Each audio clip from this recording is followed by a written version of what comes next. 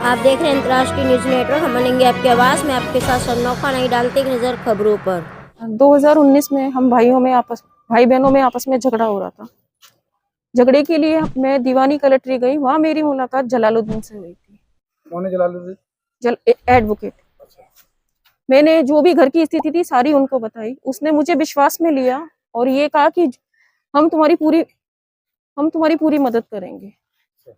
उसने मेरे को भरोसा दिलाया। ये इसी के चक्कर में जलालुद्दीन का मेरे घर पर आना जाना शुरू हो गया। जी, जलालुद्दीन एक दिन घर पर आए। मेरी तबीयत ठीक नहीं थी। उसके लिए उन्होंने इतनी हमदर्दी बताई कि वो मुझे बोले चलो मैं तुम्हें दवाई दिलवा के लेके आता हूँ। मैंने उन्हें मना किया कि इतनी तबीयत खराब नहीं है, लेकिन उसके बाद भी वो मुझे लेके जाते हैं। वो मुझे कलेक्ट्री से पहले कांग्रेस कार्यालय है वहां लेकर जाते हैं। वहां उन्होंने मुझे पिस्तौल दिखाई और मेरे साथ इन्होंने गलत काम किया। और करने के बाद में ये बोलते हैं ये तू किसी को भी मत बोलना, मैं तेरे को जहां रहती है वहां तुझे बदनाम कर दूंगा, क्योंकि मैं एक वकील हूँ और मेरी बहुत बड़े बड़े लोगों से पहचान है। ये चीज मैंने किसी को भी अपने घर में नहीं बताई और उसने ये चीज का फायदा उठाकर मेरे घर में कुछ टाइम के बाद में आता है और उसने देखा घर का माहौल ठीक है, फिर उसने वो ही हरकतें मेरे घर में आकर करना शुरू कर दिया। ये सब उसने मेरे घर में आकर शुरू कर दिया। उसके बाद में हम लोग बहुत परेशान हो गए। हम लोग इतने परेशान हो गए कि हमें समझ में नहीं आ रहा कि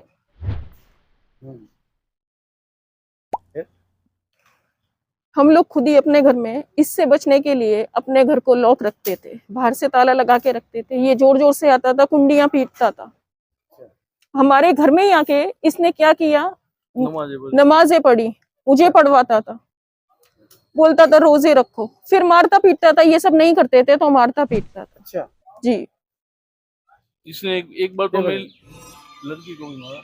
फिर ये मारता पीटता था।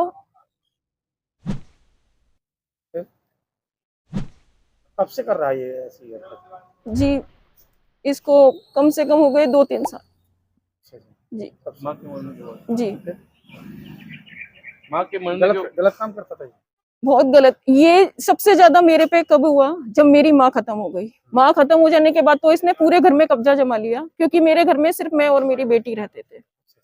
इसने पूरे घर में इस तरह से रह लिया कि ये मेरे घर में खाना खाना, उठना बैठना, हर चीज इसने वहीं पर ही कर ली। और जब हम इससे थोड़ी देर भी घर पर नहीं मिलते थे तो ये बहुत गुस्सा हो जाता था और कहता था तुम लोग कहाँ गए थे। और इतना हम लोगों को इसने इतना टॉर्चर करके रखा हुआ था कि हम ये चीज किसी को बोल भी नहीं सकते थे। घर पे छोड़ना पड़ा था। हमें मेरी बेटी के एग्जाम थे, उसके लिए मैं यहाँ से अपने पति के पास चली गई। मेरे को होटल में रुकना पड़ा और मैंने अपनी बच्ची के एग्जाम भी 15 दिन तक होटल में रुक के दिए, सिर्फ इस आदमी के डर से। सिर्फ इस आदमी ने बहुत प्रताड़ित किया।